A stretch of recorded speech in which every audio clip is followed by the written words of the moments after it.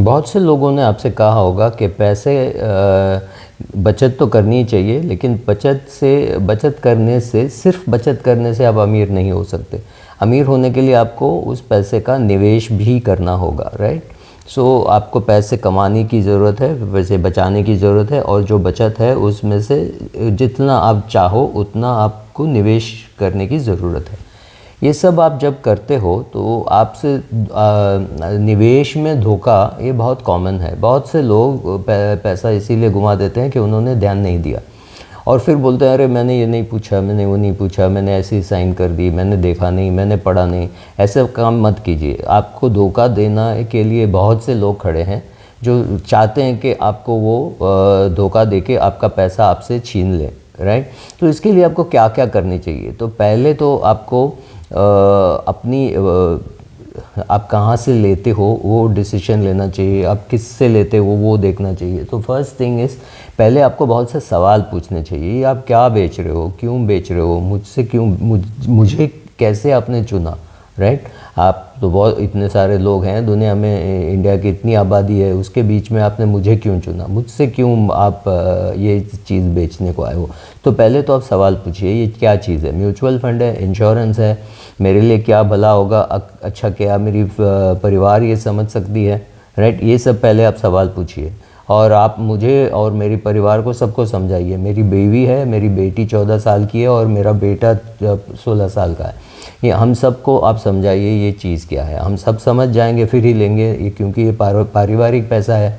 मैं ऐसे अपने पैसे नहीं बांट सकता, क्योंकि जवाबदारी मेरी भी है और उनकी भी है। तो हम सब सीखें और फिर हम खरीदेंगे। तो ये एक पहली बात है। और दूसरी बात ये है कि आप जो बोल रहे हो वो सब मुझे लिखित में चाहिए, क्योंकि मेरा भाई है जो वो सिंगापुर में काम करता है, या मेरी बहन है जो सिंगापुर में काम करती है, और वो फ्रॉड वगैरह लीगल वो सब देखती है। तो मुझे ये सब लिखित में चाहिए। मैं उसे भेजूँगा और या मैं उसे भेजूँगी, और वो देख के मुझे बताएगा ये प्रोडक्ट मुझे लेनी चाहिए कि नहीं लेनी चाहिए। और अच्छा, मेरे पास तो इंश्योरेंस है, मेरे पास 1-2 इंडेक्स फंड्स हैं, मेरे पास क्रेडिट कार्ड है, मेरे पास बैंक अकाउंट है। तो ये प्रोडक्ट चीज़ क्या है जो इन सब से बाहर है? तो ये भी उससे पूछिए, तो वो भी थोड़ा हिचकिचाएगा, अपने कागज़ रख के जाएगा और बोले। और आप उसको और एक चीज़ बोल सकते हो, अरे आप इंश्योरेंस बेच रहे हो, बड़ी अच्छी बात है, मुझे इंश्योरेंस लेनी थी, तो चलें आप मेरे साथ इंश्योरेंस कंपनी की ऑफ़िस में।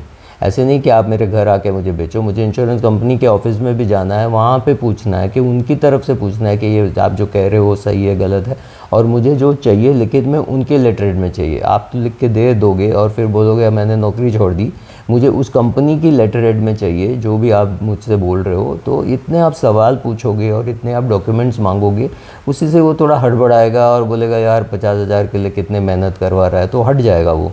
अगर प्रोडक्ट अच्छी है बुरी है की बात नहीं है, बट वो इतनी मेहनत नहीं कर पाएगा क्योंकि उसके पास वक्त नहीं है, उसके पास उतनी समय नहीं है। आप खुद भी तो रिसर्च करें। आपको जो प्रोडक्ट लेना है उसके बारे में आप रिसर्च करें।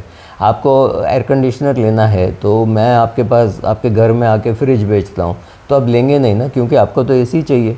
जिसको एसी चाहिए वो एसी लेगा, जिसको फ्रिज चाहिए वो फ्रिज लेगा। लेकिन इंश्योरेंस में और म्यूचुअल फंड में जिसको जो भी चाहे, कोई उसको बेचने जो आता है कि ये ले लो वो ले लो, तो वो बंदा बोलता है ठीक है यार, घर में आया है, ये सब कर दिया है, सब कागज़ वो ले जाता है, मुझे कुछ नहीं करना है। घर के आराम में मुझे होम लोन मिल रहा है, घर के आराम में मुझे क्रेडिट कार्ड मिल रहा है, घर के आराम में मुझे इंश्योरेंस मिल रही है, तो मैं क्यों जाऊं? ये सही बात नहीं है, क्योंकि जो आपको ढूंढ के आ रहा है तो आपको ये तो पता होना चाहिए उसने आपको क्यों ढूंढा, राइट। आपके पड़ोसी को क्यों नहीं, आपकी बीवी को क्यों नहीं, आपके बेटे को क्यों नहीं, आप ही को क्यों ढूंढा? क्योंकि आपके पास पैसे हैं। वो चाहता है कि आप खरीदें, आप पैसा ढीला करो तो उसको मिल जाएगी, राइट। तो वो चाहता है कि आप ऐसा कुछ करिए। और ये निवेश में धोखा बहुत कॉमन है, तो आपको ये सब चीज़ों से संभालनी चाहिए। और आपको ये पता होना चाहिए आप जिससे ख़रीद रहे हो कौन है। आपका पड़ोसी हो सकता है, आपका चाचा का लड़का हो सकता है, आपका मामा का पड़ोसी हो सकता है, मामा का बॉस हो सकता है, आपकी बीवी का बॉस हो सकता है, कोई भी हो सकता है, राइट। तो आप पे थोड़ा सा प्रेशर है, वहाँ का दारोगा हो सकता है, करेक्ट। तो ये वो आपसे बोल सकता है हाँ मेरे पिताजी जो हैं वो यहाँ के डीसीपी हैं। तो आप ये सब चीज़ों से मत डरिए। ये सब चीज़ें बहुत से लोग आते हैं जो कचरा प्रोडक्ट बेचना चाहते हैं। प्रॉब्लम ये है कि कोई चीज़ों में प्रोडक्ट गलत होती है और कई जगहों में लड़का या लड़की गलत होते हैं। जब कभी कभी ये भी होता है कि प्रोडक्ट फ्रॉड होता है, लड़के अच्छे होते हैं या लड़की अच्छी होती है, उनको गलत सिखाया गया है तो वो जानते ही नहीं है ना क्या कर रहे हैं। अभी वो लड़का 12वीं पढ़ रहा है या लेट से FY BCom पढ़ रहा है, उसको शायद पता ही नहीं है वो क्या बेच रहा है। उसको ये बोला गया तो बेच के तुझे 5% कमीशन मिलेगी, 2% कमीशन मिलेगी, तो वो बेच रहा है। उसी को पता नहीं है प्रोडक्ट क्या है, और जब अगर पता चले बाद में कि ये फ्रॉड है, वो खुद बोलेगा अंकल मैं क्या करूं, उसने मुझे बोला इसलिए मैंने बेचा। उसको खुद को पता नहीं होगा, ऐसा भी होता है, राइट। सो इस चीज़ से भी आपको संभालना है कि ये सेल्स पर्सन कौन है, मैं जानता हूँ क्या इसको, और क्या मैं इसको एज अ इन्वेस्टमेंट एडवाइज़र जानता हूँ क्या। हाँ, वो मेरे चर्च में आता है, मेरे मंदिर में आता है, हम भजन मंडली में साथ में हैं, हम पिकनिक साथ में गए, वो सब ठीक है, लेकिन क्या उसको निवेश के बारे में कुछ भी पता है? क्या उसने उसमें पढ़ाई की है? क्या उसने उसमें ट्रेनिंग की है? 40-45 साल का आदमी या औरत हो तो कम से कम आपको ये तो लगेगा चलो इसके पास तजुर्बा तो होगा। जब कोई यंग लड़का आपके पास आता है या यंग लड़की आपके पास आती है तो आपको पता ही नहीं है उसको कुछ पता है कि नहीं। कल वो आप ही के पास आके बोलेगी अंकल मेरा भी पैसा नहीं दिया, वो कमीशन भी लेके भाग गया, राइट। सो समटाइम्स आपको प्रोडक्ट चेक करना चाहिए और सेल्समैन चेक करना चाहिए, दोनों चेक करना चाहिए, बिकॉज उसकी पढ़ाई हो और उसकी निवेश में कोई एक्सपीरियंस हो, तभी आप उससे प्रोडक्ट खरीदें, ना कि ऐसे नहीं वो मेरा दोस्त का बेटा है, दोस्त की बेटी है, दैट इज़ नॉट। वो टी शर्ट आप खरीद लो, दिवाली के फटाके आप खरीद लो, लेकिन इन्वेस्टमेंट प्रोडक्ट खरीदने के लिए आपको ये जानकार ज़रूरी है कि वो जो बेच रहा है वो जानकार है कि नहीं, ये जानना आपके लिए ज़रूरी है। और उसको आप डराओ बोलो कोई सिंगापुर में काम कर रहा है, कोई हांगकांग में कर रहा है, कोई दिल्ली में है, अगर आप बम्बई में हो तो दिल्ली बोलो, दिल्ली में है तो मुंबई बोलो, राइट। जो भी है आप दूसरी दूर की जगह बताओ और बोलो वो वहाँ पे ये सब करता है तो मैं उसे चेक करूँगी या मैं उसे चेक करूँगा, राइट। तो ये भी ज़रूरी है। फिर अनसॉलिसिटेड ऑफर्स बहुत आते हैं आजकल के, आपको व्हाट्सएप में या कौन बनेगा करोड़पति में आपका नाम चुना गया है, 25 लाख रुपए आपका इनाम है, आपके स्टेट बैंक ऑफ इंडिया के अकाउंट में जमा हो चुका है, आपके पास शायद स्टेट बैंक ऑफ इंडिया में अकाउंट भी नहीं है, बट ऐसे भी फ्रॉड्स आते हैं, तो संभालिए। अनसॉलिसिटेड है, वो चाहता है कि वो बेचें, आपको बेचें, राइट। आपको वो प्रोडक्ट नहीं चाहिए, आप वही खरीदें जो आपको चाहिए, वो नहीं खरीदें जो आपको वो बेच रहा है, जो बेचा जा रहा है वो आपकी शायद आपको उसकी ज़रूरत ही नहीं है और आप समझ नहीं रहे हैं कि उसकी ज़रूरत नहीं है, तो उसको ना बोल दीजिए। 2-3 बार ना बोलेंगे फिर भी वो आता है तो फिर बाकी ये सब बात देखिए मुझे ये चाहिए, वो चाहिए, राइटिंग में चाहिए, हम वहाँ जाएं, मेरे भाई ने ना बोला, ये सब तरीके हैं ना बोलने के।